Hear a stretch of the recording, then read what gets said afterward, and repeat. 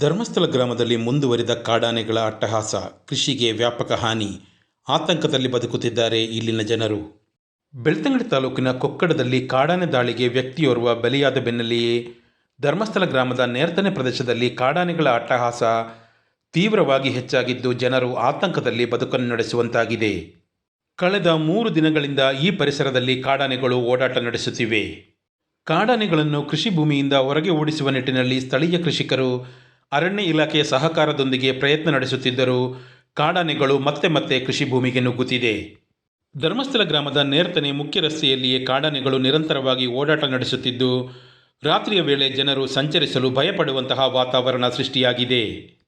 ಧರ್ಮಸ್ಥಳದ KSRTC bus ನಿಲ್ದಾಣದ ಹಿಂಭಾಗದವರೆಗೂ ಕಾಡಾನೆಗಳ ಹಿಂಡು ಬರುತ್ತಿದ್ದು ಕಂಡಲ್ಲಿ ಕೃಷಿ ತೋಟಗಳಿಗೆ ನುಗ್ಗಿ ವ್ಯಾಪಕವಾಗಿ ಕೃಷಿಯನ್ನು ಹಾಳುಗೆಡವುತ್ತಿದೆ.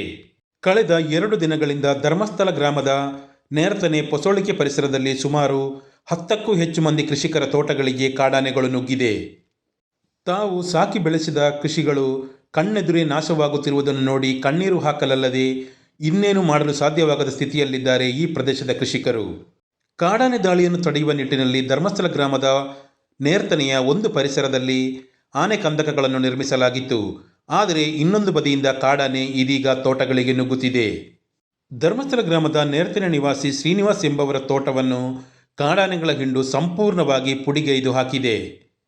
ಇಲ್ಲಿರುವ ತೆಂಗು, ಅಡಿಕೆ, ಬಾಳೆ ಸೇರಿದಂತೆ ಎಲ್ಲ ಕೃಷಿಯನ್ನು ಸಂಪೂರ್ಣವಾಗಿ ನಾಶಗೈಯಲಾಗಿದೆ. ಇದೇ ಪರಿಸರದ ನಿವಾಸಿಗಳಾಗಿರುವ ಟಿವಿ ದೇವಸ್ಯ, ವಿಲ್ಸನ್, ಸೇವಿಯರ್ ಸೇರಿದಂತೆ ಹಲವರ ಕೃಷಿ ತೋಟಗಳಿಗೆ ಕಾಡಾನೆಗಳ ಹಿಂಡು ನುಗ್ಗಿದೆ. ತೋಟತಾಡಿ ಪರಿಸರದಲ್ಲಿ ಕೃಷಿಗೆ ವ್ಯಾಪಕವಾಗಿ ಹಾನಿಯುಂಟು ಮಾಡುತ್ತಿದ್ದ ಕಾಡಾನೆಗಳ ಹಿಂಡು ಇದೀಗ ಧರ್ಮಸ್ಥಳ ಪರಿಸರಕ್ಕೆ ಬಂದಿರುವುದಾಗಿ ಅನುಮಾನಿಸಲಾಗಿದೆ. ಸ್ಥಳೀಯರು ಹಾಗೂ ಅರಣ್ಯ ಇಲಾಖೆಯ ಅಧಿಕಾರಿಗಳು ನೀಡುತ್ತಿರುವ ಮಾಹಿತಿಯಂತೆ 3 ಆನೆಗಳಿರುವ ಒಂದು ಹಿಂಡು ಹಾಗೂ ಇನ್ನೊಂದು ಒಂಟಿ ಸಲಗ ಈ ಪರಿಸರದಲ್ಲಿ ಓಡಾಟ ನಡೆಸುತ್ತಿದೆ.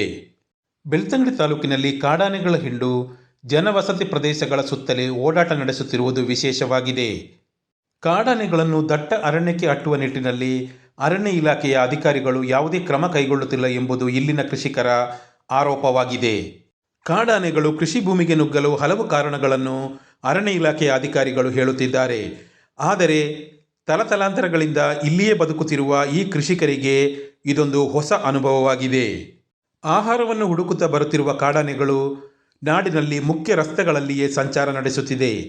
ಈ ರಸ್ತೆಗಳಲ್ಲಿ ಪ್ರತಿನಿತ್ಯ ಓಡಾಡುವ ಜನರು ಅತ್ಯಂತ ಭಯದಿಂದಲೇ ಬದುಕಬೇಕಾದ ಅನಿವಾರ್ಯತೆ ಇದೆ. ಬೆಳ್ತಂಗಡಿ ತಾಲೂಕಿನಲ್ಲಿ ಕೃಷಿಕರ ಜೀವ ಹಿಂಡುತ್ತಿರುವ ಕಾಡಾನೆ ಹಾವಳಿಗೆ ಶಾಶ್ವತವಾದ ಪರಿಹಾರವನ್ನು ಕಂಡುಕೊಳ್ಳುವ ನಿಟ್ಟಿನಲ್ಲಿ ರಾಜ್ಯ ಸರ್ಕಾರ, ಅರಣ್ಯ ಇಲಾಖೆ ಯಾವುದಾದರೂ ಕ್ರಮವನ್ನು ಕೈಗೊಳ್ಳಬೇಕು ಎಂಬುದು ನೊಂದ ಕೃಷಿಕರ ಒತ್ತಾಯವಾಗಿದೆ.